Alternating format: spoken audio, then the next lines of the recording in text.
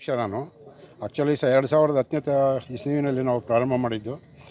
ಇದುವರೆಗೆ ಒಂದು 14 ವರ್ಷ ನಾವು ಈ ಒಂದು ಸಂಸ್ಥೆಯನ್ನು ನಡೆಸ್ಕೊಂಡು ಬರ್ತಾ ಇದ್ದೀವಿ. ವ್ಯಾಪಾರದಲ್ಲಿ ಒಳ್ಳೆ ಮುಂಚೂಣಿಯಲ್ಲಿದೆ. ಒಳ್ಳೆ 110 ಕೋಟಿ ಆಗುವಷ್ಟು ಡೆಪಾಸಿಟ್ ಇದೆ. ಒಂದು 85-90 ಕೋಟಿ ಅಷ್ಟು ನಾವು ಸಾಲವನ್ನು ನೀಡಿ ಭಾಳ ಚೆನ್ನಾಗಿ ನಾವು ಈ ಸಂಸ್ಥೆಯನ್ನು ನಡೆಸ್ತಾ ಇದ್ದೀವಿ. ಏನು ಅಂದರೆ ರೆಡ್ಡಿ ಜನಸಂಘ ಅಂತೇಳಿ ಪ್ರಾರಂಭ ಮಾಡಿದವರು ಸಮಾಜ ಸುಧಾರಣೆಗಾಗಿ ಅಥವಾ ಸಾಮಾಜಿಕೋಸ್ಕರವಾಗಿ ಏನಾದರೂ ಅನುಕೂಲ ಮಾಡಲೇಬೇಕು ಅನ್ನೋ ಒಂದು ಧ್ಯೇಯ ನಮ್ಮದು. ಬರೀ ಬ್ಯಾಂಕು ಸಹಕಾರ ಜನಾಂಗದ ಒಂದು ಸಂಘಟನೆ ಜೊತೆಗೆ ಈ ಒಂದು ಯೋಜನೆಯನ್ನು ಕೂಡ ನಾವು ಇಟ್ಕೊಂಡು ಈ ಸಂಸ್ಥೆಯನ್ನು ನಾವು ಪ್ರಾರಂಭ ಮಾಡಿದ್ವಿ. ಇದ್ರ ಜೊತೆಗೆ ಒಂದು ಸಮಾಜದ ಒಂದು ಉದ್ಧಾರಕ್ಕಾಗಿ ಏನಾದರೂ ಒಂದು ಸೇವೆ ಮಾಡಿದರೆ ದೇವರು ಕೂಡ ಮೆಚ್ಚುವಂಥ ಒಂದು ಕಾರ್ಯಕ್ರಮ ಇದು ಅಂತೇಳಿ ನಾವೆಲ್ಲ ಭಾವಿಸಿದ್ದೇವೆ. ಆ ಕಾರಣಕ್ಕೋಸ್ಕರವೇ ನಾವು ಸುಮಾರು 12 ವರ್ಷದಿಂದ ನಾವು ಈ ಒಂದು ರಕ್ತದಾನ ಶಿಬಿರವನ್ನು ರೆಡ್ ಕ್ರಾಸ್ ಸಂಸ್ಥೆಯ ಸಹಕಾರದಿಂದ ಸಂಪೂರ್ಣವಾಗಿ ಮಾಡ್ತಾಯಿದ್ದೀವಿ.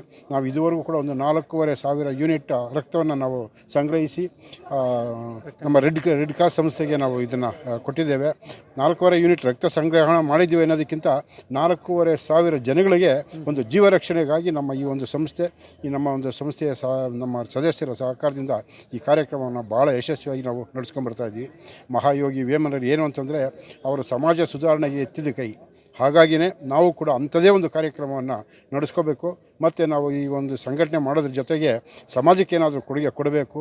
ಈ ಕೊಡುಗೆಯಿಂದ ಸಮಾಜಕ್ಕೆ ಒಳ್ಳೆಯದಾಗಬೇಕು ಅನ್ನೋ ಒಂದು ಕಾರಣಕ್ಕೋಸ್ಕರ ನಾವು ಪ್ರತಿ ವರ್ಷ ಈ ಒಂದು ವೇಮನ ಜಯಂತಿ ಪ್ರಯುಕ್ತ ಕಾರ್ಯಕ್ರಮವನ್ನು ನಡೆಸ್ಕೊಳ್ತಾ ಇದ್ದೀವಿ. ಅದರಲ್ಲೂ ಕೂಡ ಈ ವರ್ಷ ನಾವು 1,000 ಯೂನಿಟನ್ನು ನಾವು ಬೇರೆ ಒಂದು 3-4 ಕಡೆ ನಾವು ಸಂಘಟನೆ ಮಾಡಿ 1,000 ಯೂನಿಟನ್ನು ನಾವು ಈ ಸಾರಿ ಸಂಘಟನೆ ಮಾಡಬೇಕು ಅನ್ನೋ ಒಂದು ಗುರಿ ಕೂಡ ನಾವು ಇಟ್ಕೊಂಡಿದ್ದೇವೆ. ಈ ನಮ್ಮ ಒಂದು ಕಾರ್ಯಕ್ರಮಕ್ಕೆ ಎಲ್ಲರೂ ಕೂಡ ಸಹಕಾರ ಕೊಡ್ತಿದ್ದಾರೆ. ನಮ್ಮ ಸಹಕಾರಿಯ ನಿರ್ದೇಶಕರು ಕೂಡ ಭಾಳ ಒತ್ತಾಸೆಯಿಂದ ಸಹಕಾರ ಕೊಡ್ತಿದ್ದಾರೆ. ಮತ್ತು ಈ ನಾವೊಂದು ನಡೆಸುವಂಥ ಕಾರ್ಯಕ್ರಮಕ್ಕೆ ದಾನಿಗಳು ಕೂಡ ತುಂಬ ಸಹಕಾರ ಮಾಡ್ತಿದ್ದಾರೆ. ಇದು ಯಶಸ್ವಿಯಾಗಿ ಸಮಾಜಕ್ಕೆ ಏನಾದರೂ ಕೂಡ ಒಂದು ಅನುಕೂಲ ಆಗೋದಾದರೆ ನಮಗದರಿಂದ ಭಾಳ ಹೆಮ್ಮೆ ಅಂತೇಳಿ ಅನ್ನಿಸ್ತದೆ. ಧನ್ಯವಾದಗಳು. ಮುನಿರೆಡ್ಡಿ.